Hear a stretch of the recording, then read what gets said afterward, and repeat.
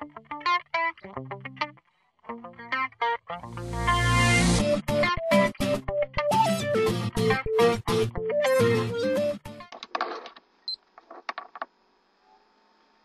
el Señor lo bendiga. En esta oportunidad tenemos en el curso de filosofía la lección del origen de la filosofía. No vamos a definir en su esencia qué es la filosofía, porque se requieren muchos programas para poder determinarla. Cuando vamos a tratar el tema de qué es la filosofía, nos vamos a abocar inicialmente en el origen de la filosofía. ¿Cómo inicia esto que nosotros denominamos filosofía?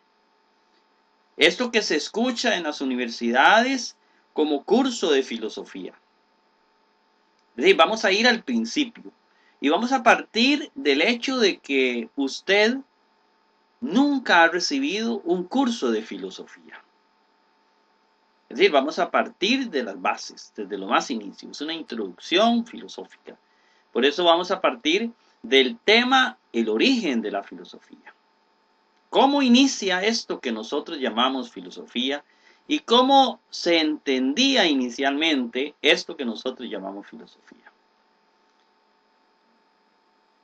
Tenemos en pantalla un primer subtítulo: no se puede definir la filosofía antes de hacerla. Esto es tomado de un famoso libro del doctor Manuel García Morente, español, que radicó muchos años en Argentina. Lecciones preliminares de filosofía, bastante conocido por todo el mundo y utilizado casi en todos los cursos de filosofía del ambiente latino. Nos dice el doctor Manuel García Morente, dice que no se puede definir la filosofía antes de hacerla. Solo sabrán ustedes qué es filosofía cuando sean realmente filósofos, nos dice él. Bueno, es su opinión. Sin embargo, esto lo relacionamos con algo muy natural, muy obvio, digámoslo así. Nosotros no podemos saber algo realmente como es hasta no experimentarlo. Y a veces experimentándolo incluso no llegamos a deducir o a saber qué es eso. Yo puedo saber o conocer una gran cantidad de libros de natación. Me pueden hacer un examen teórico. Sin embargo, si yo nunca he nadado, realmente nunca sabré qué es la natación. Igualmente sobre el fútbol o sobre cualquier quehacer humano. Para yo entenderlo tengo que vivirlo. Yo no puedo hablar del matrimonio si yo no estoy casado. No puedo hablar de tener hijos si yo nunca he tenido hijos y los he educado. Es decir, esa coherencia entre la fe y la vida. En este caso, entre la teoría y la práctica. Eso es lo que nos va a decir Manuel García Morente. La filosofía es una disciplina que más que cualquier otra necesita ser vivida. Hay otras disciplinas que teóricamente podemos llegar a entender muchas cosas, como es el caso de la matemática, pero la filosofía propiamente, para entenderla, hay que hacer filosofía y hay que aprender a hacer filosofía. Entonces, nos dice en el mismo libro, él nos dice eso es lo que vamos a hacer en este curso de filosofía. Vamos a tratar de hacer filosofía. Creo que vamos a seguir un patrón similar en este pequeño espacio. Vamos a hacer filosofía. Y solamente cuando hagamos filosofía sabremos entonces qué es la filosofía. Por de pronto vamos a ir pensando en que en la calle escuchamos a mucha gente decir, mire, es que yo tengo mi filosofía sobre eso. Lo escuchamos a diario. Hace poco un amigo me dijo, es que mi filosofía sobre el matrimonio es muy diferente a la que usted tiene. Y hemos hablado de mi filosofía, es que la filosofía de todos nosotros es diferente. Pues resulta que entonces encontramos en la calle un concepto de filosofía, como mi modo de pensar. Es decir, mi manera de pensar es filosofía. Esa es mi filosofía, mi manera de pensar. Eh, Sin embargo, hay que tener tal vez algo muy claro al abordar esta forma de expresar. Puedo yo utilizar mi modo de pensar como mi filosofía. Lo vamos a analizar, pero realmente la filosofía, eh, pueden haber filosofía, la racionalista, la empirista, etcétera. Pero si hay algo que distingue a la filosofía, es que todas tienen un fundamento racional. Es decir, yo tengo una forma de pensar, pero esa forma de pensar que yo tengo, la tengo bien argumentada. ¿Sí? Yo pienso en esto por esto, por esto, por esto y por esto. Es decir, porque yo tengo razones, yo tengo argumentos para probar lo que yo digo. Entonces, yo pienso sobre algo y mi pensamiento sobre algo está fundamentado en uno o varios argumentos racionales. Y de hecho, cuando nosotros creemos en algo, creemos por algo, aunque no podamos explicarlo. Cuando alguien dice, mire, es que yo pienso sobre el matrimonio de esta manera, es porque él tiene ciertos argumentos. Ahora, válidos o no válidos, qué difícil. Qué difícil es saber cuando un argumento es válido o cuando no es válido. Cuando vemos a un Platón hablando de la dialéctica para llegar a la verdad, nos habla de que yo voy a depurar mi idea en una dialéctica, en un diálogo, en una discusión. Y entonces, oponiendo nuestras ideas, llegamos a la depuración de la idea y entonces llegamos a un acercamiento de la verdad, pero la verdad nunca la llegamos a alcanzar porque nos da a entender Platón, esta verdad está en el topos uranos, en el lugar de las ideas, está en un lugar donde nosotros podemos aquí humanamente acercarnos, pero nunca podremos alcanzarla. ¿Será cierto?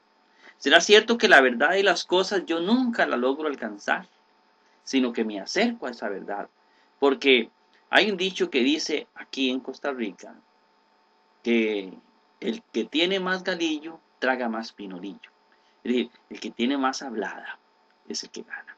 Si viene un filósofo y nos expone que la verdad de tal cosa es de este o de otro modo, y todo el mundo quedó callado, esa es la verdad que impera en ese momento. Pero si luego viene otro que tiene más galillo, que tiene más hablada, y expone su verdad de una manera, resulta que esa es la verdad, entonces, mi filosofía como mi modo de pensar, podríamos decir que hasta cierto punto puede ser filosofía, pero cuando tiene argumentos.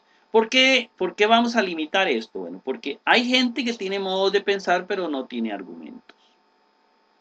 Mire, yo creo en eso, porque es que si lo dice fulano, tiene que ser verdad. ¿Será válido ese argumento?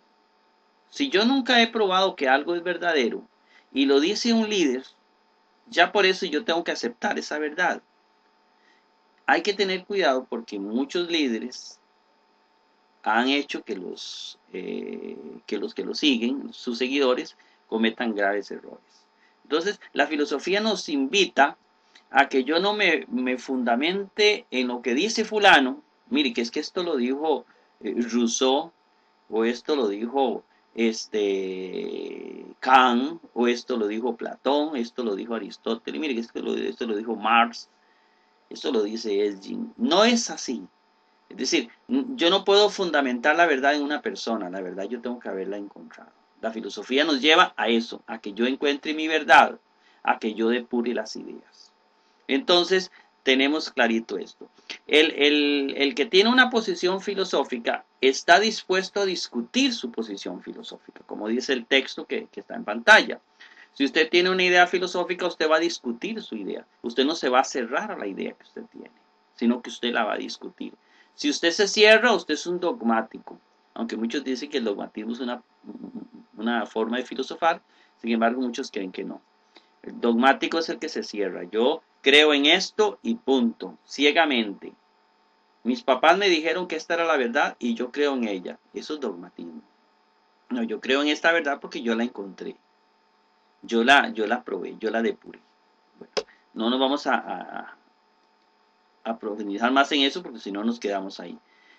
Todos somos filósofos. Este filósofo austriaco, Karl Popper, ya murió, dice o dijo alguna vez que todos somos filósofos.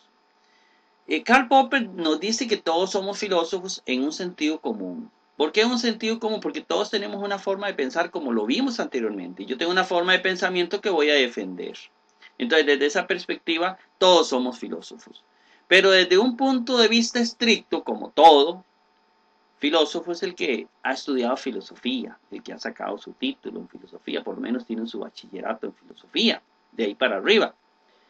De ahí para arriba podemos decir en sentido estricto que es filósofo. Así como, por ejemplo, todos somos futbolistas, pero ser un profesional futbolista es otra cosa, ¿no? Entonces, todos jugamos fútbol, pero realmente un profesional es un profesional que juega en la primera división, etc. Es lo mismo. Entonces, en sentido común, todos somos filósofos, todos tenemos posiciones filosóficas y todos nos admiramos, que es el origen de la filosofía, el Taumat Sein. Todos nos admiramos, nos preguntamos por las cosas, nos preguntamos, ¿y qué será esto? Algunos con mayor fuerza que otros. Entonces, todos somos filósofos, nos va a decir Karl Popper. ¿Quién inventa la palabra filosofía? Bueno, la palabra filosofía se inventa después de que ya había filosofía. Primero surge la filosofía con Tales de Mileto y muchos años después se inventa la palabra. Ya la palabra, no la ciencia o la disciplina filosófica, sino la palabra filosofía. ¿Quién la inventa? Se inventa en Grecia.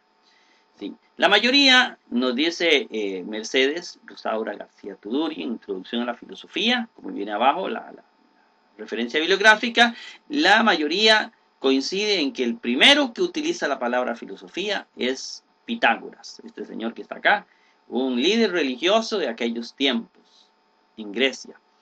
Este señor, Pitágoras, nos dice un escritor del siglo III, Diógenes de Laercio, nos dice que en la antigüedad se le llamaba sofos, sabio, ¿verdad? A cuantos se dedicaban al conocimiento de las cosas divinas y humanas y de los orígenes y causas de todos los hechos. Cuando a Pitágoras le preguntaron, estamos registrando lo que nos dijo Diógenes, cuando a Pitágoras le preguntaron sobre su oficio, ¿cuál es tu arte?, le dijeron a Pitágoras. En ese entonces estaban los sabios. De hecho, recordemos que al mismo Tales de Mileto y a otros se le llama se sacaron los 7 sabios de Grecia. Y se habla de los sabios, de los sofos. Y entonces le dijeron, usted es un sofos, también un sabio al estilo de Tales, al estilo de los grandes de acá.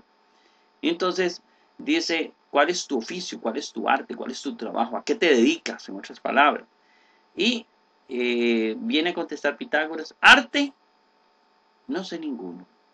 Soy simplemente amigo de la sabiduría.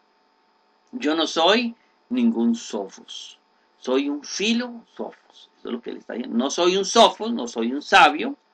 Soy un filósofos. Filo, amigo, sofos, sabiduría. Soy un amigo. ¿Qué estaba dando a entender Pitágoras? Yo busco la sabiduría. Yo busco conocer. No soy el que tengo el conocimiento. No soy el sabio. El sabio es el que tiene todo el saber. Sabio es el que sabe.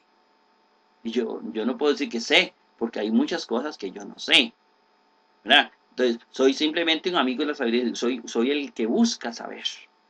Diógenes de Laercio también va a poner en boca de Pitágoras las siguientes palabras. Ninguno de los hombres es sabio, solo Dios lo es. Sabiamente lo dice. Ningún hombre puede presumir de conocer todos los conocimientos, tener todos los conocimientos. Cuando nosotros aplicamos un término sabio, lo aplicamos al Creador, a Dios. Ese es el que en las religiones tenemos la idea de que es el que todo lo sabe, el omnisciente. Ningún ser humano puede decir, soy sabio, soy omnisciente, todo lo sé. Sabiamente lo dice Pitágoras. ¿Quién inventa la palabra? Entonces Pitágoras. Encontramos aquí lo que nos dice Diógenes de Laercio en el libro. Dice, en cuanto al nombre, Pitágoras fue el primero que se lo impuso llamándose filósofo. Estando en conversación familiar en Sición con Leontes, tirano de los sicioneses o los fliaceos. como refiere Heráclides Póntico en el libro que escribió, ¿verdad? Muchos libros de estos están perdidos. De la intercepción de la respiración. Ninguno de los hombres, dijo Pitágoras, es sabio, lo es solo Dios. Antes la filosofía se llamaba sabiduría y sabio el que la profesaba, habiendo llegado a lo sumo de su perfección, pero el que se dedicaba a ella se llamaba filósofo. Aunque los sabios se llamaban también sofistas, y aún los poetas, pues Cratino en su Arquíloco, citando a Homero y a Hesiodo, así los llama sabios. Fueron juzgados Tales, Solón, Periandro, Cleóbulo, Quilón, Biante, Pitaco. A estos se agregan Anacarsis, Escita, Misón, Queneo, Ferecides, Ciro, Epiménides, Cretense.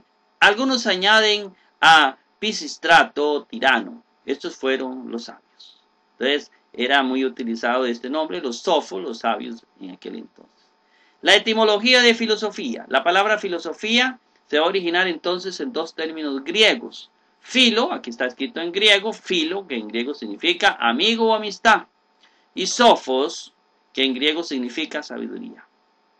Desde el punto de vista etimológico, es amigo de la sabiduría, que eso implica buscar la verdad. Buscar la sabiduría, buscar la verdad. No es tenerla, es buscarla. Entonces la filosofía se va a ver en un inicio como una búsqueda de conocimientos. Yo busco saber las cosas, yo busco saber cuál es el principio de todas las cosas. Yo busco saber la respuesta a las preguntas que yo me hago. Luego tenemos el mito. ¿Qué es el mito? Bueno, el mito es una palabra griega, también mitos, ¿verdad? Que se origina también en el griego y significa narración. Y yo quiero aquí hacer tal vez algunas breves aclaraciones. Era un lenguaje utilizado por el ser humano antes del nacimiento de la filosofía, por supuesto que sí. Y lo tenemos no solo en la cultura griega, sino en todas las culturas. Lo vemos cuando realmente se explicaba lo inexplicable por fenómenos sobrenaturales. Decíamos, había un rayo, que es raro, ese rayo, esa fuerza, o ese ciclón que venía, ese huracán. Esos son dioses, esos son dioses. Eso tienen que ser seres vivos que nos están mandando eso, que son muy grandes y muy poderosos.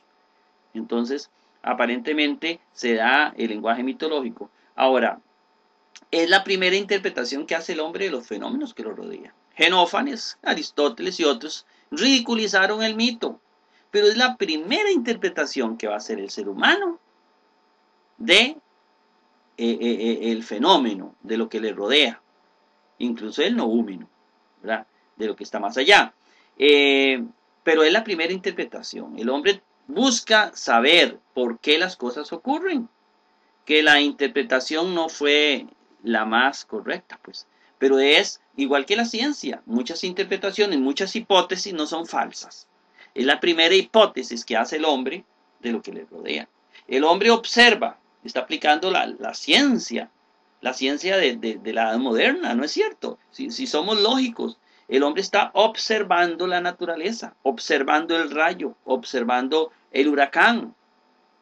¿Y qué hace el hombre cuando observa todo esto? El hombre genera una hipótesis. Ahora, lo que viene después de la hipótesis es lo que no se logra, digámoslo así, no se logra concretar.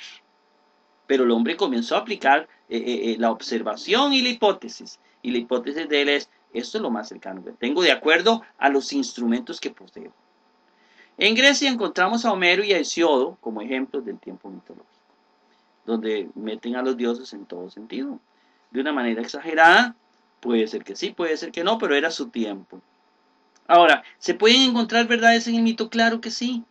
No todo lo mitológico es falso. Detrás del mito, si separamos lo que aquello que confundió al ser humano, vamos a encontrar que hay una verdad. Hay una verdad. Aquiles pudo haber existido. Sencillamente era un hombre muy valiente a quien ellos le daban características de semidios. ¿Verdad? Ahora, Dios y el mito. ¿Creó entonces el hombre a Dios? Es difícil determinar esto, porque nadie puede decir ni que sí ni que no. Porque también el mismo ser humano tiene millones de preguntas sobre el misterio del ser humano, que no han podido ser contestadas y y nadie las ha podido, la ciencia no nos ha podido contestar. Es decir, no hay ningún ser humano que nos haya todavía contestado preguntas como el orden del universo, como por qué nosotros somos seres simetría, en simetría perfecta. Digamos, hay una compensación, aunque sea visual, aunque no sea perfecta científicamente, pero ¿por qué nosotros nos vemos simetría bilateral? Porque muchas cosas parece que fueron hechas para beneficiar al hombre, es decir, la existencia del hombre. Hay muchos misterios que en este momento solo podrían explicarse por ha sido hecho por alguien. Es como que yo me encuentro en el desierto y en el desierto de Júpiter, Saturno, no sé qué planeta, o fuera del sistema solar, me encuentro en un planeta y yo llego a ese planeta y me encuentro una nave espacial con toda digamos, todos los artefactos que tiene la nave espacial y que yo diga, mira, esto se hizo por la erosión, se hizo solo. Yo lo primero que deduzco, yo observo, mi hipótesis es, aquí hay vida, alguien hizo esto. Y lo mismo del ser humano. Yo vengo de otro planeta, miro esto, el ser humano, y yo digo, esto no puede salir de la nada. Aquí esto tuvo que haber sido hecho por alguien, a quien llamamos creador. Esa parte de la naturaleza y ya mitos, por ejemplo, de apariciones y todo esto, pues son cosas diferentes, pero el mito no anula la existencia de Dios. Bien, lo dejamos aquí para que posteriormente entremos ya propiamente al origen de la filosofía. Hemos visto una primera parte. Los espero en el próximo programa.